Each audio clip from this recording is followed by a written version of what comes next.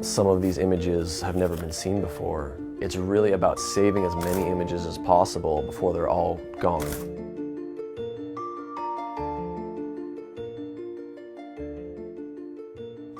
I perceive all the images that I rescue as being historical. It doesn't matter if the roll was shot in the 1990s. I see that as being a piece of history. This batch of film automatically has the weight of potentially having extreme historical value. Got roll 1, roll 6, this is roll 17, this is roll 23, and this one says Lucky Strike Beach, Boston Harbor. Start of train trip, roll of French funeral, 1947. This one was wrapped in some kind of a letter. I've always had a lonesome life, dreaming of success and love. I generally find, a roll here, a roll there. Someone finds a roll on a camera, and they sell it or they give it to me or they donate it. So to find a batch of film that's 31 rolls from the same source, the same photographer, that is 70, 80 years old is even more uncommon. All right, so now I have to load the film onto these plastic reels, and then I put them in this light-proof tank, and then I can take that back out into the kitchen and do the developing in straight daylight. And it goes around the reel like this. I've got to shut off the lights and just do this in complete darkness. So.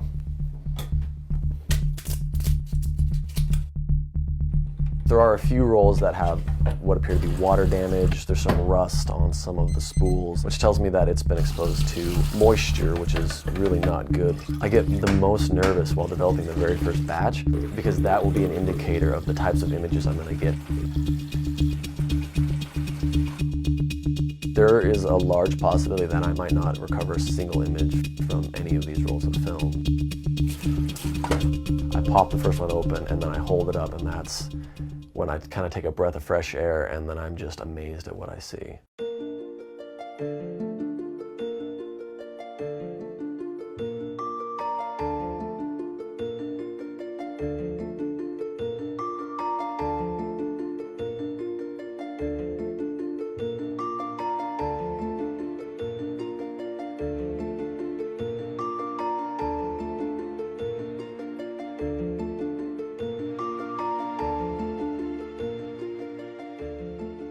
What I'm noticing is that most of the images are wide landscape scene shots. The photographer seemed to be really interested in capturing moments that had kind of a large significance to multiple people. Groups of soldiers standing in harbors and waiting for trains and walking out of church.